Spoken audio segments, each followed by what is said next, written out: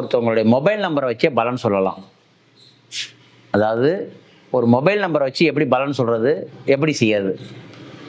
ஒருத்தவங்களுக்கு வந்து ஒரு மொபைல் நம்பர் வந்து வாழ்க்கையில சரியா இருந்தா அவங்க ஜெயிக்கிறாங்க.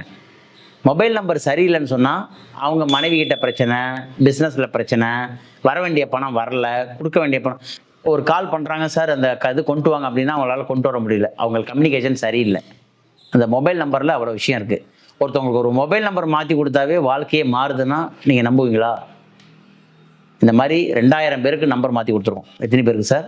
என்னுடைய அனுபவத்துல ஒரு 2000 பேருக்கு நம்பர் மாத்தி குடுத்துருக்கோம். என்னுடைய பெயர் எல்ஜி அசோகராஜா, ராஜநிலை ஜோதிடர். என்னுடைய குருநாதர் வந்து ராஜ்சேகர் ஐயா. பவானியில வந்து ராஜ்சேகர் ஐயா தான் அந்த கலைய வந்து கற்றுக் குடுத்தது. நான் அவரையும் வணங்கி இத உங்கள்ட்ட வந்து சொல்றேன். இது வந்து இந்த ஆன்மீகம், அதாவது வந்து டிவைன் ஜோதிடம் சேனல் வழியாக பார்த்து கொண்டிருக்க அத்தனை பேரும் இந்த ராஜநிலை நம்பர்கள நீங்க யூஸ் பண்ணி, நீங்க நல்லா வாழணும், வளரணும் அப்படின்னு சொல்லி உங்கள்ட்ட நான் சொல்றேன். நீங்க யாருடைய மொபைல் நம்பர்லயாவது 98ன்னு ஆரம்பிக்குதுன்னா, யாருடைய மொபைல் நம்பர்ல ஃபர்ஸ்ட் 98ன்னு ஆரம்பிக்குதுன்னா, அவங்க வந்து பிரச்சனையா தான் இருப்பாங்க, போராடிக்கிட்டு தான் இருப்பாங்க. வெளியில வேணா உங்களுக்கு பந்தாவா ஷோ பண்ணிக்கலாம். எனக்கு அது பிரச்சனை இல்ல, இது பிரச்சனை இல்லன்னு வேணாம்.